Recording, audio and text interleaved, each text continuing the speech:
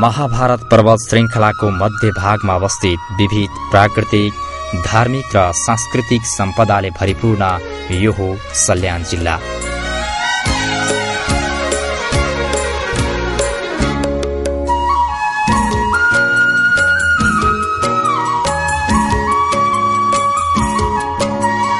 सल्यान विभिन्न जडीबुटी, ताल तलैया, झरना, खोला, मठ मन्दिर, गुफाहरू र शारदा नदीको सुन्दर पहिरनले बेष्टित छ। करिब 2.5 लाख मानिसहरूको बसोबास रहेको सल्यानको प्रमुख जीविकोपार्जनको माध्यम यहाँको कृषि, पशुपालन र बन्द व्यापार हो।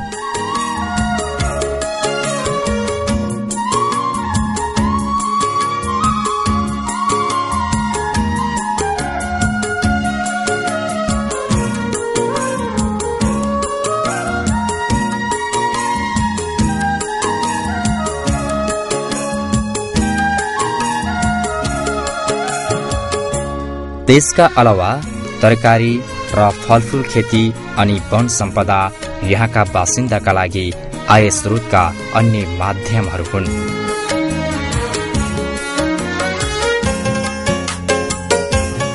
दक्षिणमा दाङ र बाँके, पूर्वमा रोल्पा, उत्तरमा रुकुम र जाजरकोट अनि पश्चिममा सुर्खेत र बर्दिया जिल्लाले परिवेष्टित सल्यानमा ब्राह्मण, क्षेत्री, मगर, नेवार, कामी, दमाई, बादी र गाइन आदि जातिहरूको बसोबास रहेको छ।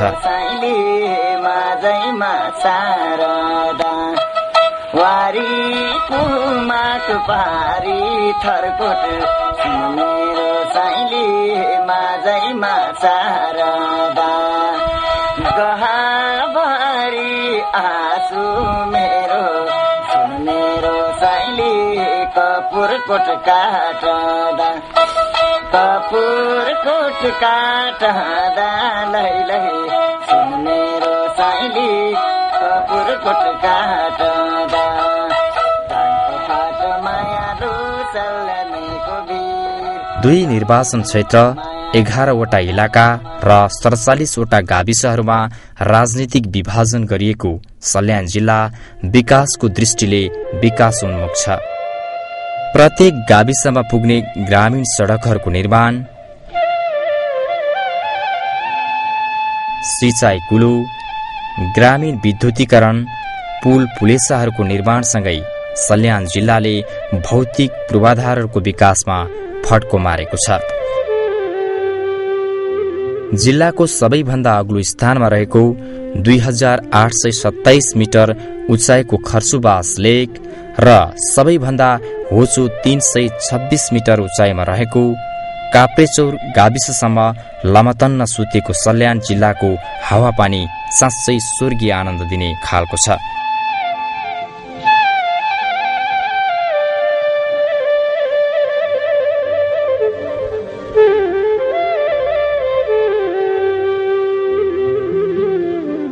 हिउँदमा असाध्य जाडो पनि नहुने र गर्मीयाममा असाध्य तातो पनि नहुने यस जिल्लामा गुणस्तरीय सुन्तला, अदुवा, टिमुर र जडीबुटीको उत्पादनले आर्थिक स्तर उकास्ने प्रशस्त सम्भावना देखिन्छ।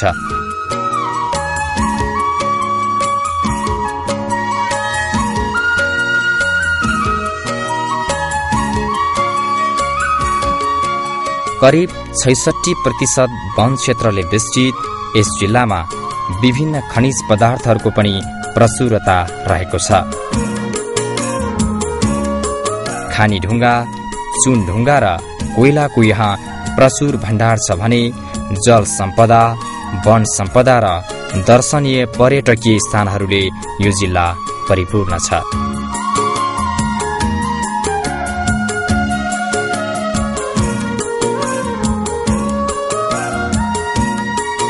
कुपिण्डे दह, कसुवा दह, फालाबाङ दरबार, खैराबाङ मन्दिर, छायाक्षेत्र मन्दिर, मोखला शिवगुफा, कालीमाटी मन्दिर यो जिल्लाका प्रमुख पर्यटकीय र धार्मिक स्थलहरू हुन्।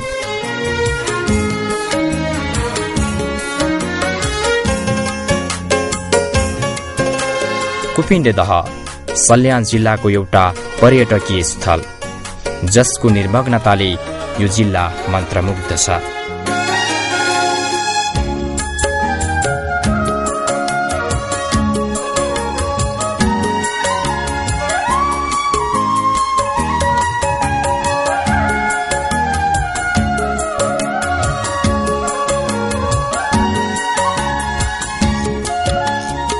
चारैतिर वन जंगलले घेरिएको कुपिण्डे दहमा एकपटक गरिने जलविहारले जीवनका पीडालाई भुल्ने एउटा सुअवसर प्राप्त हुन सक्छ। वर्षेनी दहको पानीले 3 पटकसम्म रङ बदल्नु, जतिसुकै धमिलो बाढी आए पनि दहको पानी धमिलो नहुनु र कुनै पनि पात पतिङ्गर दहमा नरहनु यसको विशेषता हो।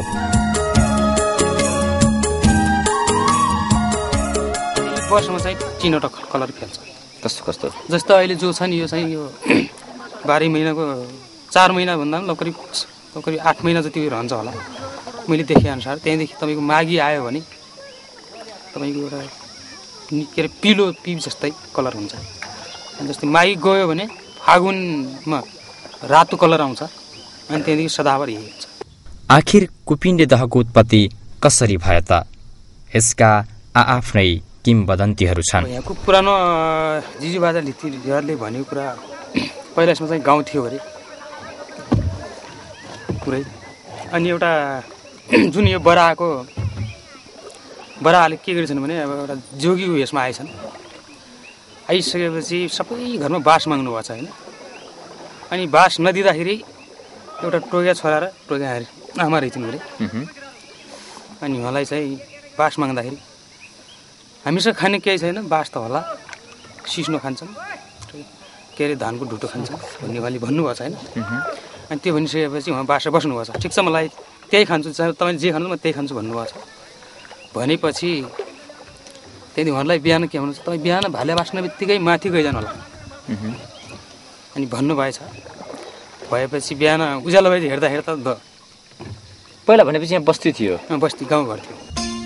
पछिल्लो अवस्थामा यो दहको संरक्षण हुन थालेपछि पर्यटकहरूको संख्यामा वृद्धि हुन थालेको छ।